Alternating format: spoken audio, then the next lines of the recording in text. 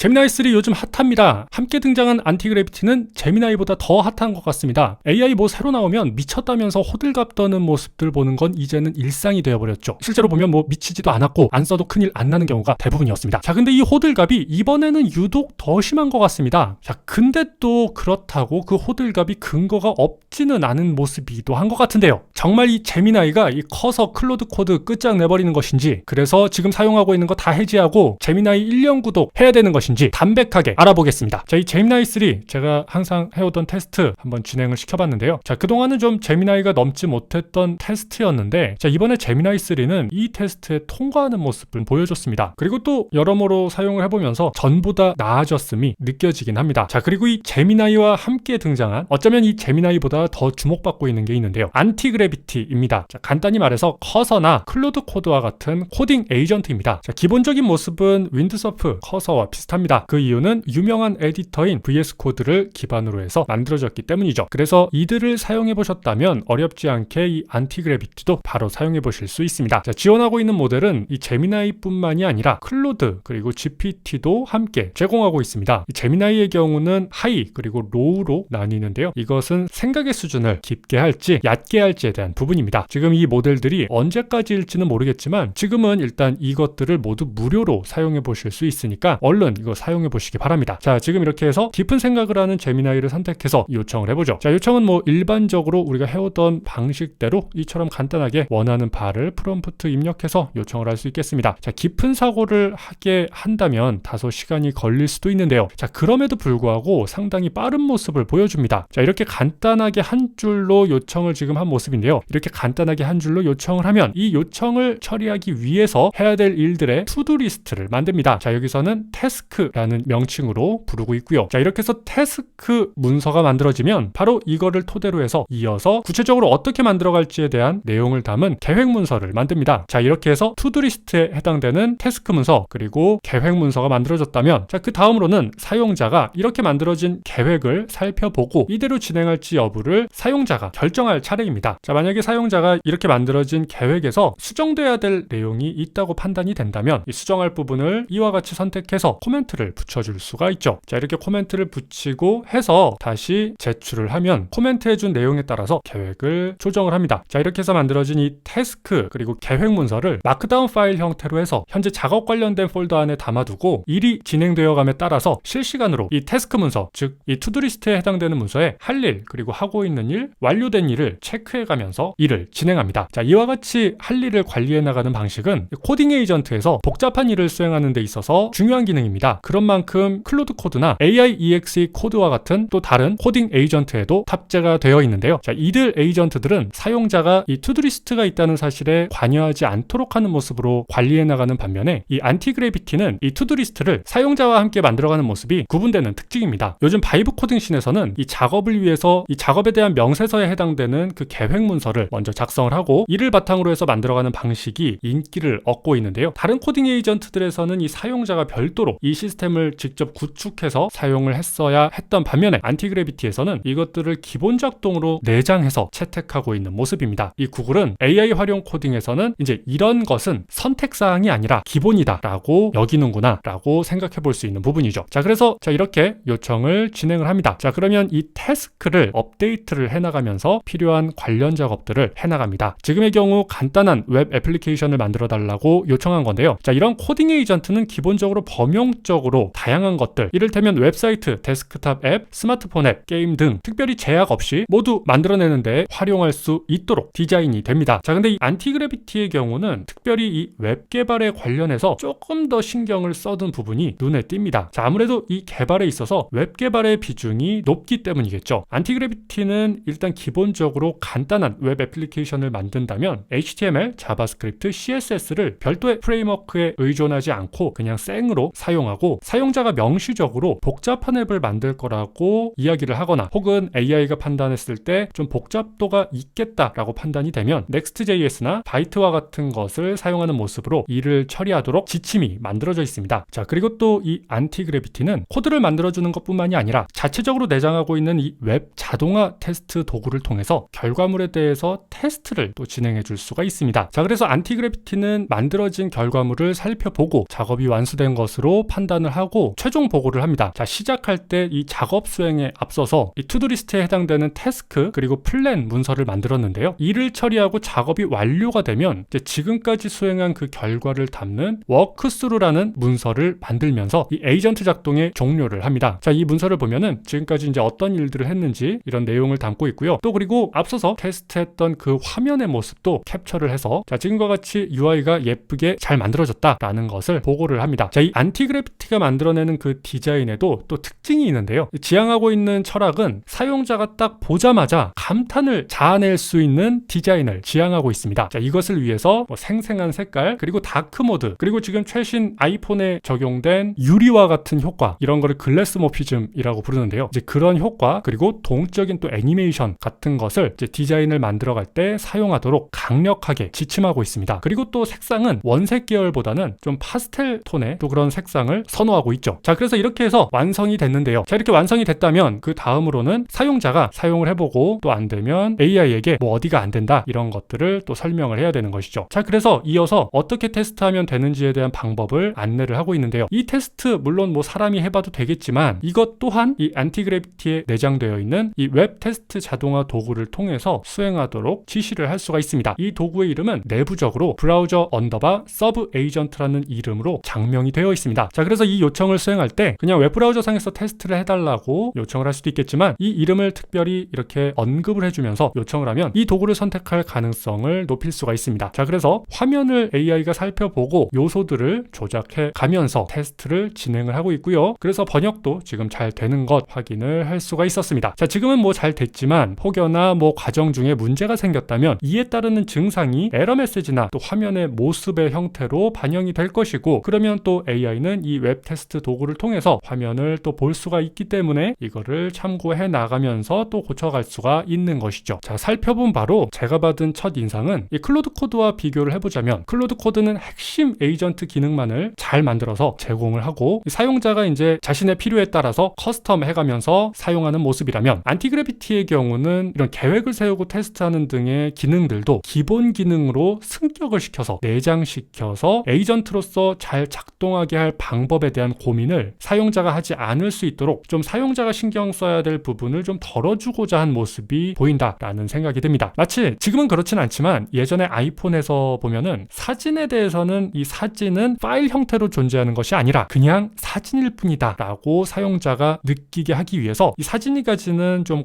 컴퓨터스러운 특징들 이를테면 이미지의 화소 수치라거나 사진 파일의 크기와 같은 정보들을 표시하지 않았던 것과 좀 닮아있는 모습인 것 같습니다. 자, 언제까지가 될진 모르겠지만 일단 지금은 무료로 사용하실 수 있으니까 많이 사용해 보시고요. 또 관련된 유익한 이야기로 인사드리겠습니다. 코드 깎는 노인이었습니다. 감사합니다.